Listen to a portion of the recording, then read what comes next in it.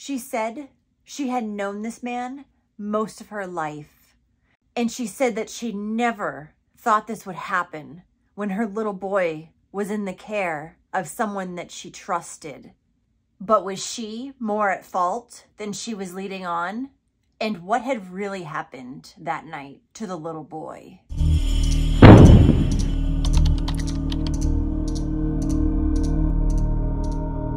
Hey there, welcome or welcome back. I'm Cassie and this is A Wicked World. Now today's case just might be the worst case of Child Protective Services incompetency. And that's saying a lot because as you guys know, there's been plenty of videos that I've done already where Child Protective Services has failed these children miserably. So when I say it's the worst, it's pretty bad.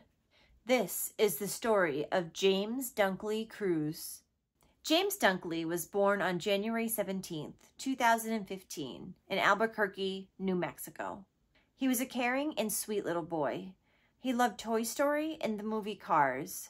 He also loved playing outside, driving his ride-on toys, and getting dirty like so many other little boys do. His mother, Krista Cruz, was only 17 years old and in foster care when she gave birth to James, who was her second son. There's not a whole lot of information out there on James's biological father, so we don't really know a whole lot about him.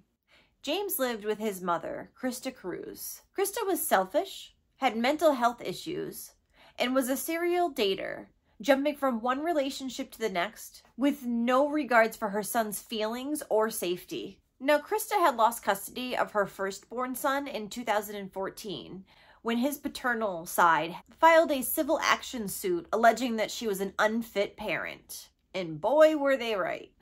Now, Krista was just like her own mother. Krista's mother's parental rights had actually been terminated in 2009. This is after Child Services had received 22 allegations of abuse and neglect.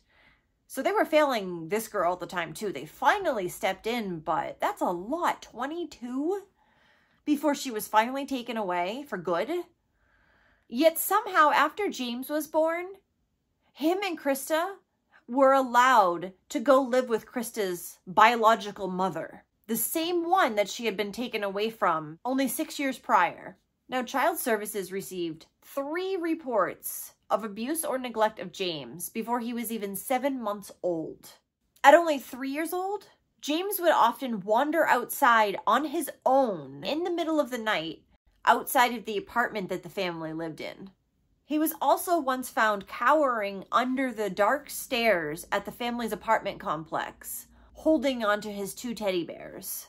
In June of 2019, when he was 4 years old, there was another allegation of abuse received by Child Protective Services.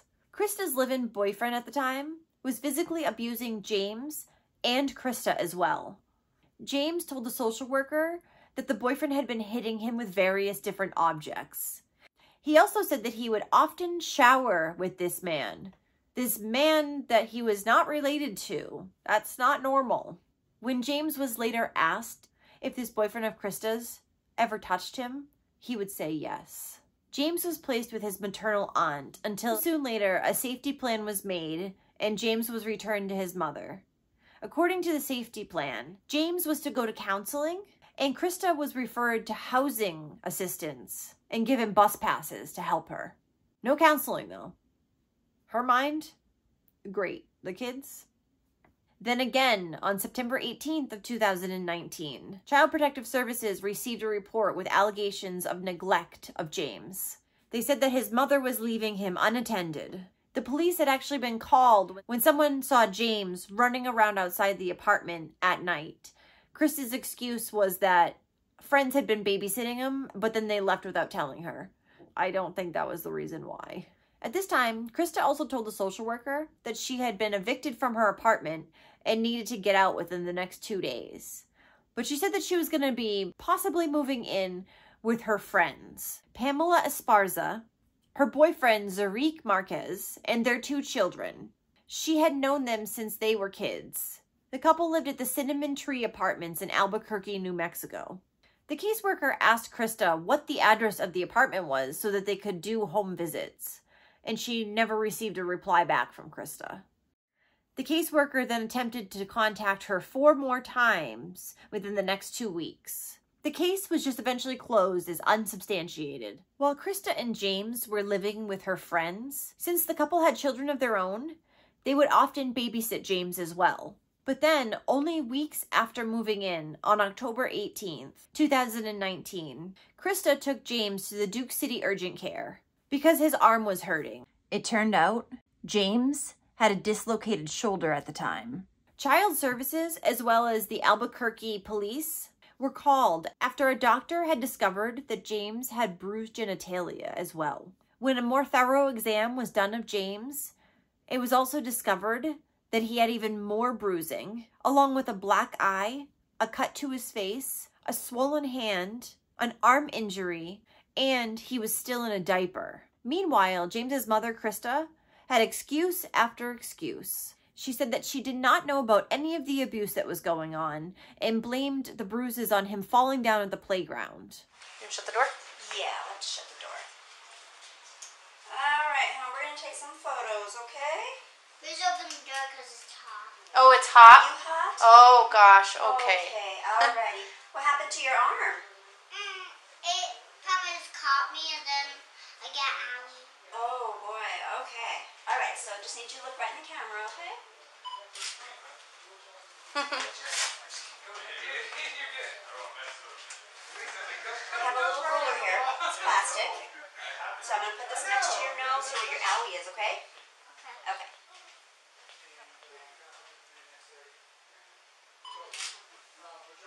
Good job. Now he's on this side. Is that on that side? Okay, can you close your eye for me?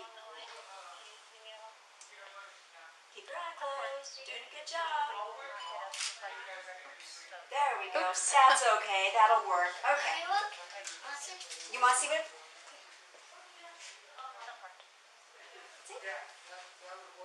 Oopsie.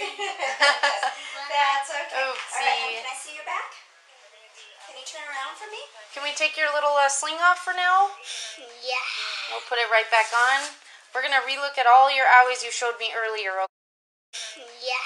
We'll put it right back on. We're going to relook at all your owies you showed me earlier, okay? Okay. And lift your arm up a little bit. There we go. I don't want to hurt it. Let me get a picture of your arm. What it's like. Okay. All right. His hand is a little swollen. I think it's from the injury. Open your hand. Can you open your hand up a little bit? You don't have to move it. That's fine. Okay. All right. Before we do your shirt, I'm going to have you turn your head sideways just a little bit, okay? As you get some owies here on your ear, too. Go ahead. That might just come. Okay, can you do me a favor with this hand? I think he has some on it. Can you look up for me? Get a little bit on your neck there, huh?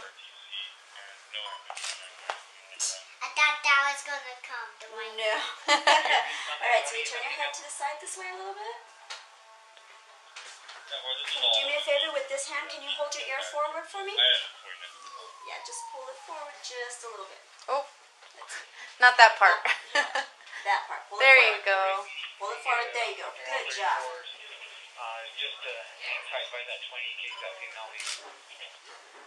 Go with it. Where is my flash? Okay, try it again. Oh, okay. Okay. All right, can I see behind your other ear? Good job. Thank What'd you say? you. Oh, thank you. My You're right. radio always does that. Yeah, see? Good job. Okay, let's see your back. Can I see your back real quick? I just got to get up. You gotta get up.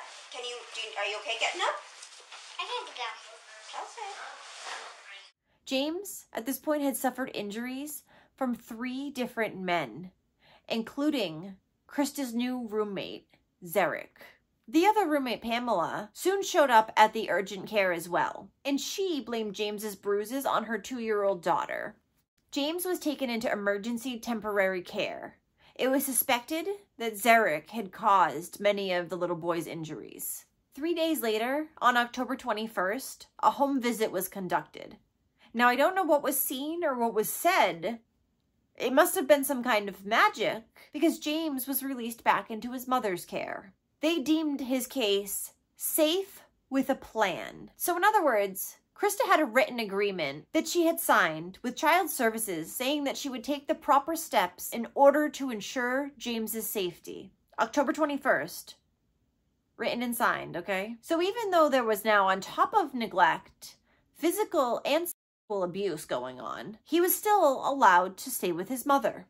The neglect of James by his mother was marked as substantiated, while the physical and sexual abuse was marked as unsubstantiated against the unknown perpetrator. The Child Services investigator did tell Krista that she was no longer allowed to reside at the apartment with Zarek and Pamela. The caseworker instead set it up so that the two could stay at the Joy Junction shelter. 2 days later, it was confirmed that they were actually living at the shelter. However, the day after that, Krista called and told the social worker that she was no longer going to be living at the shelter and that James was actually staying with her sister in Arizona. But she refused to give any contact information or location information. Caseworkers called the police to do a welfare check. Since the only address they had was Pamela and Zarek's address, police showed up there. However, nobody was home. So they obtained Krista's sister's information and tried to contact her. They couldn't get through to her, but they texted Krista as well, looking for the information as to where James was. Days later, Krista finally texted back, saying that she and James were actually in Arizona. After further questioning, though, she admitted that she was in New Mexico and James was still in Arizona. The caseworker tried to reach out to the family member he was supposed to be with and received no response. And from there, it seemed to just kind of get dropped. Must have just been, oh well. So at this point, Child Services knew about all the allegations. They knew that James slept in a closet at his home and that he called his mother Miss Krista. Krista's former legal guardian was Child Protective Services. She was in the system for years.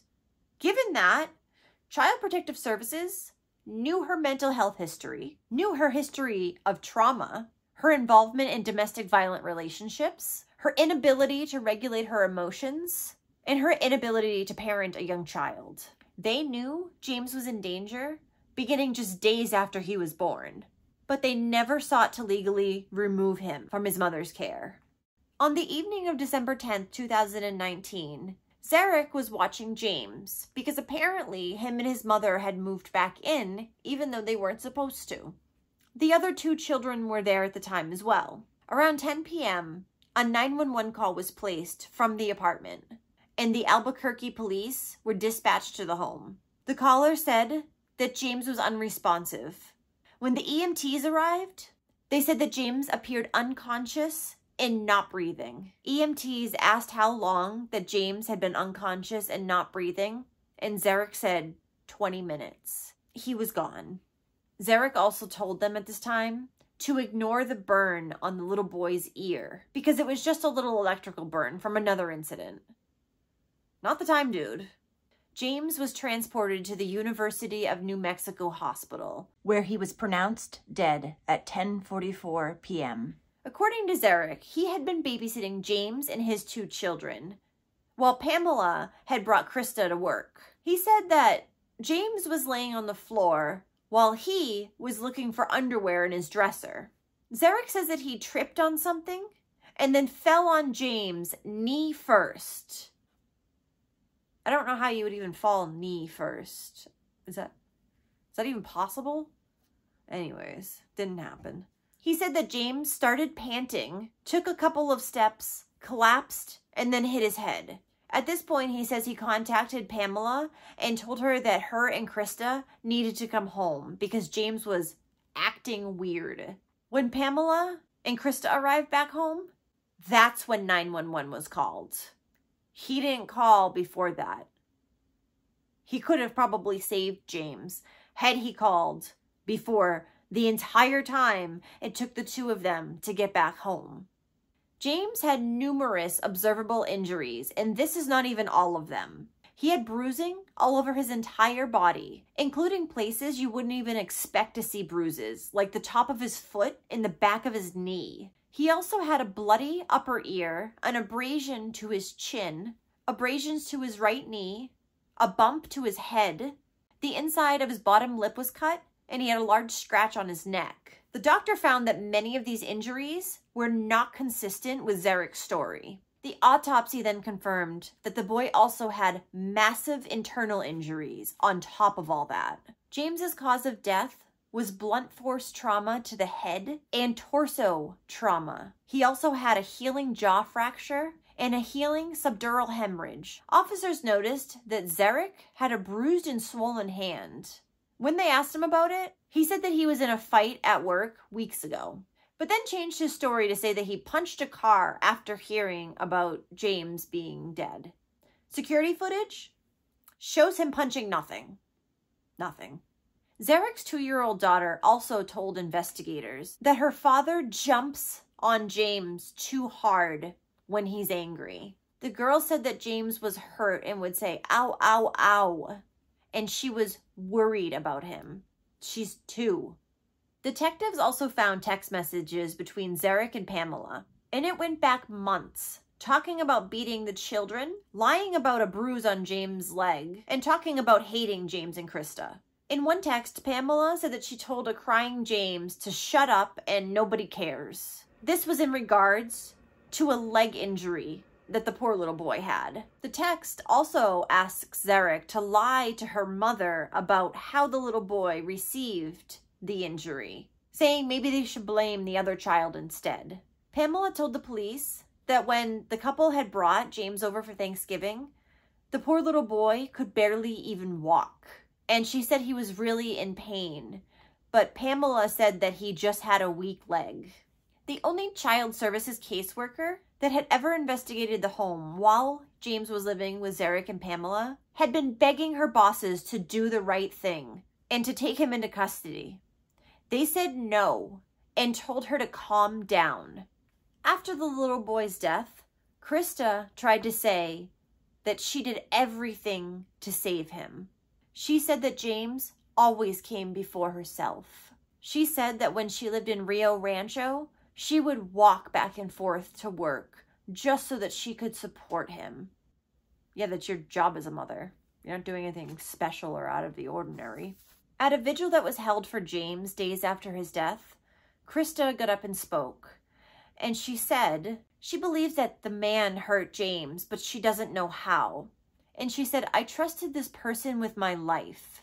And like any mom, you think you've known this person for so long. They're not going to hurt your child or do anything like this. Krista also claimed that she was working with child services to get childcare at the time. Bullshit. However, James's grandfather said that when he had taken the little boy last spring when Krista was homeless, James was always hungry and he could tell that he was not well taken care of. He had begged child services to not give him back to his mother. Search warrants were issued for the apartment as well as the 3 adults' phones. All evidence pointed to Zarek. Not that the women were necessarily innocent. They just didn't actually cause his death directly. On February 18th of 2020, Zarek Marquez was arrested and charged with intentional abuse of a child resulting in death.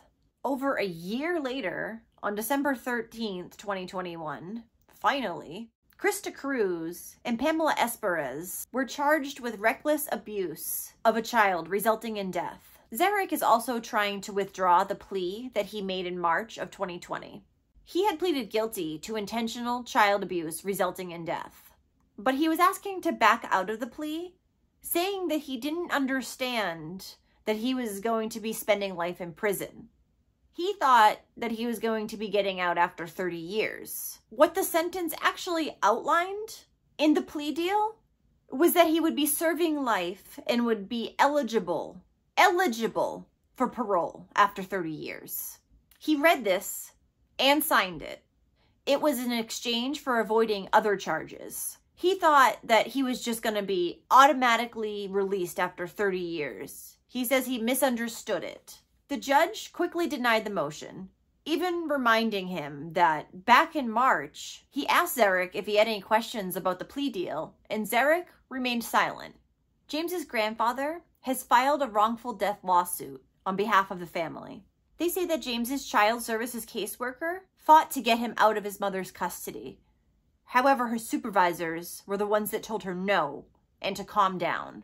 It alleges that child services had an obligation under law and the U.S. Constitution to remove James from the unsafe home and to place him into a safe environment.